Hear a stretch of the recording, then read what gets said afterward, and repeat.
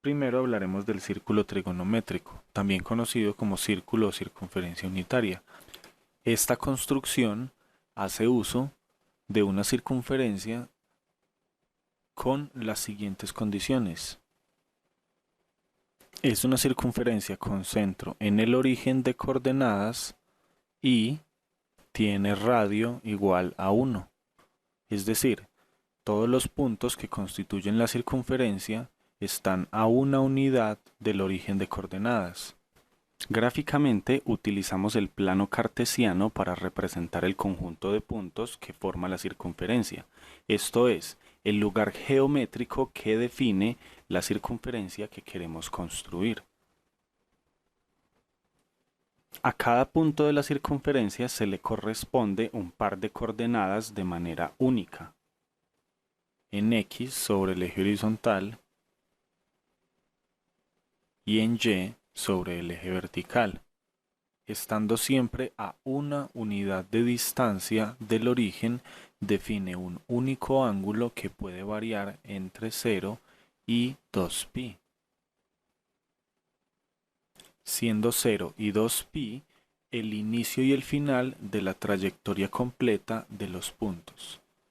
De manera equivalente, podemos expresar el ángulo en el sistema sexagesimal variando ahora entre 0 y 360 grados. Notemos que se forman dos triángulos que contienen el ángulo θ. Si extraigo cualquiera de ellos y lo construyo afuera, así puedo identificar los catetos del triángulo, la hipotenusa y la relación fundamental que me dice el teorema de Pitágoras, el cual me expresa una condición entre los tres lados de este triángulo.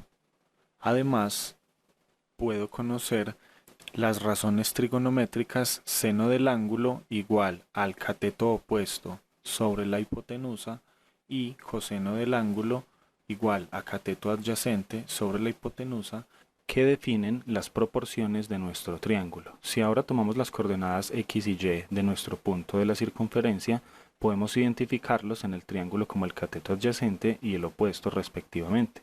Ya que la hipotenusa de nuestro triángulo es 1, podemos identificar a la coordenada vertical y horizontal con los valores de seno y coseno respectivamente. Ahora dividimos nuestro círculo trigonométrico en 4 sectores, los cuales comprenden todas las posibles regiones en las que puede estar nuestro ángulo. Estos se llaman los cuadrantes, nombrados del 1 al 4 en numeración romana como se indica en la figura.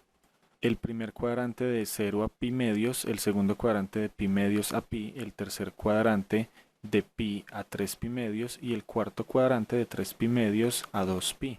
Completaremos esta tabla dando el valor en grados sexagesimales y definiendo los cuadrantes como las regiones comprendidas entre los siguientes pares de ángulos para cada caso. Teniendo en cuenta que sin importar cuál sea el triángulo que escojamos para cada valor del ángulo, vamos a identificar la coordenada en X con la base del triángulo, la cual puede estar a la izquierda o a la derecha del eje Y. Además, la coordenada en Y podemos identificarla con la altura, la cual puede estar por encima o por debajo del eje X. Por esta razón, heredamos la convención de los signos del plano cartesiano. Nuestro primer resultado es una consecuencia de la definición de esos signos, y para eso tenemos que considerar en reflejar el punto que tomamos sobre el eje X, para lo que tenemos que definir que los ángulos se toman positivos en sentido antihorario y negativos en sentido horario. Así pues, este sería el ángulo menos θ y estas serían sus respectivas coordenadas. Ahora definimos una identidad trigonométrica como una expresión algebraica con términos trigonométricos que tiene que ser válida para cualquier valor del ángulo. Así que ya podemos escribir nuestras primeras dos identidades trigonométricas y son la propiedad de ser función par del coseno y la propiedad de ser función impar del seno.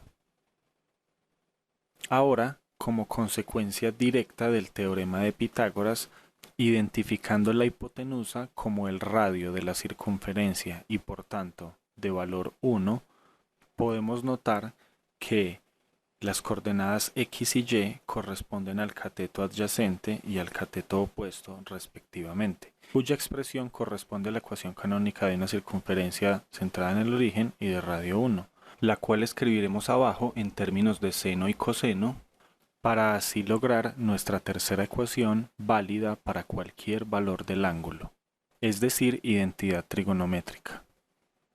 No olvides dar like a este video y suscribirte si te ha gustado el contenido. Ahora vamos a deducir otras identidades trigonométricas ayudándonos de definiciones y de esta identidad que acabamos de probar, la cual es conocida como la identidad trigonométrica fundamental. Lo primero que vamos a hacer es dividir ambos lados de esta identidad por coseno al cuadrado. Y luego de eso separamos el lado izquierdo de esta ecuación en fracciones homogéneas con el mismo denominador de coseno al cuadrado.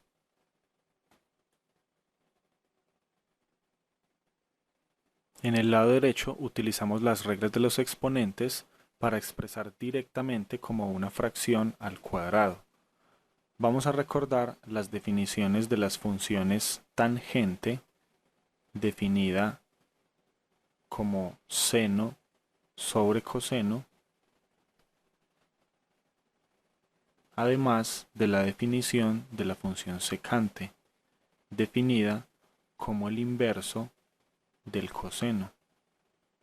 Ahora, usando estas definiciones, en nuestro lado izquierdo cancelamos coseno al cuadrado y nos quedamos con 1 más el cuadrado del cociente seno sobre coseno, que acabamos de definir, y en el lado derecho ya podemos identificar directamente secante cuadrado. Con esto continuaremos nuestra lista con una cuarta identidad trigonométrica como 1 más tangente al cuadrado igual a secante al cuadrado. Un camino alternativo hubiera sido dividir la ecuación de la identidad trigonométrica fundamental por seno al cuadrado, la cual nos hubiera conducido a una ecuación similar en forma, recordando las definiciones de cotangente como coseno sobre seno, es decir, como el inverso de la tangente, y cosecante como el inverso de la función seno.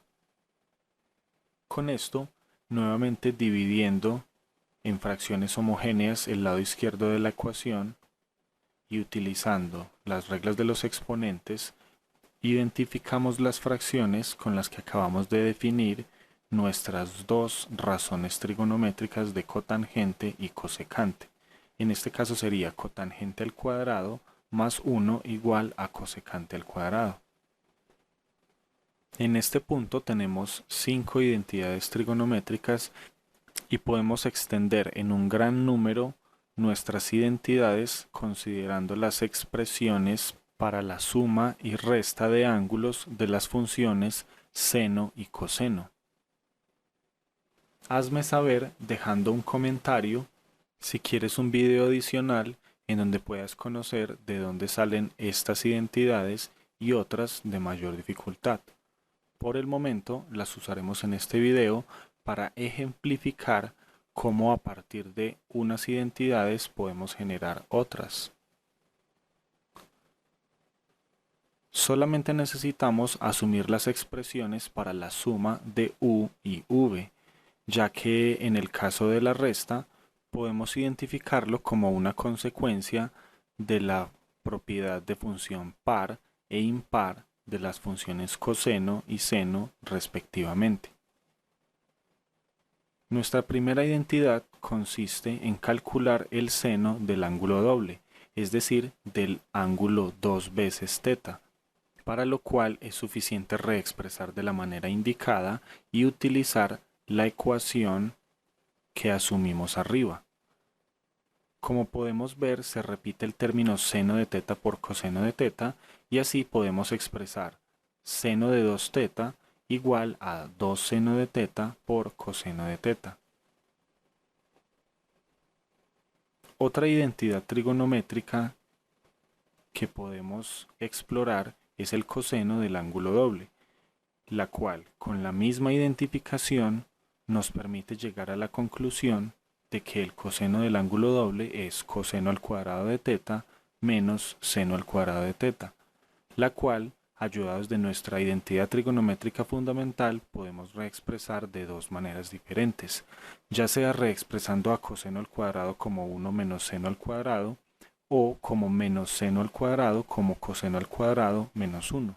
En cualquier caso, nos va a servir para reexpresar un coseno al cuadrado o un seno al cuadrado en términos del coseno del ángulo doble. Nuevamente, como consecuencia de las expresiones resaltadas en rojo, podemos encontrar una identidad trigonométrica que me relaciona el producto de los cosenos de dos variables. Comenzamos sumando el coseno de u más b con el coseno de u menos b, notando que, nuevamente por la expresión de arriba, nos da 2 veces el coseno de u por el coseno de b. Ahora pasamos a dividir el 2 y tenemos completa nuestra identidad.